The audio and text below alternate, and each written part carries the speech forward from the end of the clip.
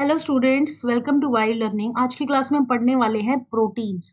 तो देखो प्रोटीन्स क्या होते हैं। हम प्रोटीन्स को बोलते हैं पॉलीपेप्टाइड्स। क्यों बोलते हैं पॉलीपेप्टाइड्स? क्योंकि प्रोटीन किसके बने होते हैं? अमीनो एसिड्स के।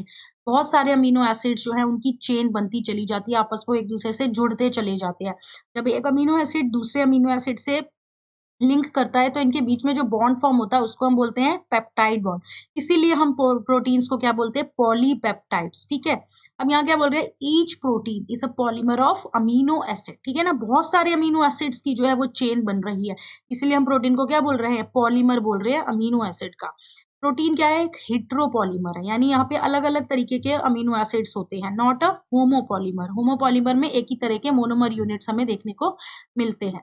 यहाँ देखो, जब बनेगा प्रोटीन का फॉर्मेशन होगा तो कैसे होगा? ये हमारा एक अमीनो एसिड, दूसरा अमीनो एसिड। ठीक है, तो यहाँ पे अमीनो ग्रुप, यहाँ पे अमीनो ग्रुप, यहाँ कार्बोक्सिल ग्रुप। ये तो हमें याद है, कार्बोक्सिल ग्रुप होता है अमीनो एसिड में, अमीनो ग्रुप होता है एच ग्रुप और आर ग्रुप होता है। ठीक है।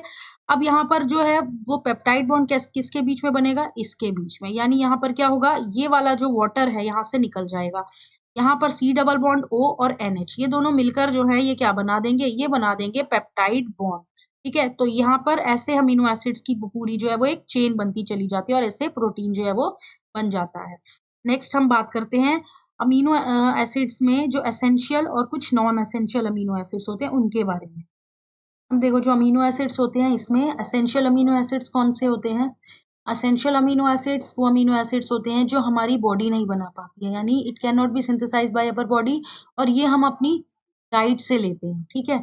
इसमें जो है वो कौन-कौन से आते हैं? जैसे वैलीन, ल्यूसीन, मिथ्योनीन, फिनाइलएलानाइन, आइसोल्यूसिन, थ्रियोनीन, ट्रिप्टोफैन और हिस्टिडाइन। ये सारे एसेंशियल अमीनो एसिड्स हैं जो हमें डाइट से मिलते हैं। नॉन एसेंशियल की बात करें तो नॉन एसेंशियल जो हमारी बॉडी बना सकती है उसको हम बोलते हैं नॉन एसेंशियल अमीनो एसिड।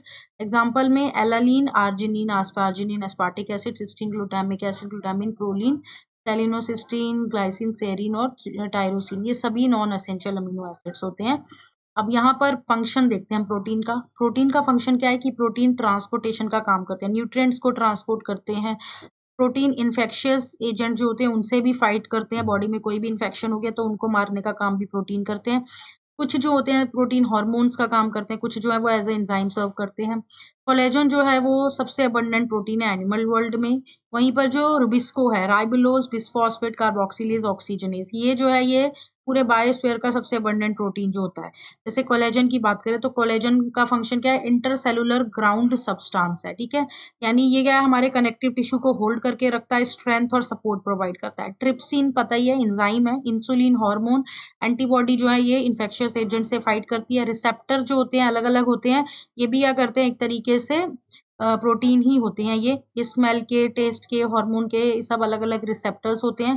ग्लूटाफोर जो है ये क्या करता है? ये ट्रांसपोर्ट का काम करता है, ये ग्लूकोज को जो है वो ट्रांसपोर्ट करता है सेल्स के अंदर। ठीक है, तो ये भी एक तरीके का प्रोटीन ही है। तो ये थे कुछ फंक्शन प्रोटीन के, essential non essential amino acids हमने देखे।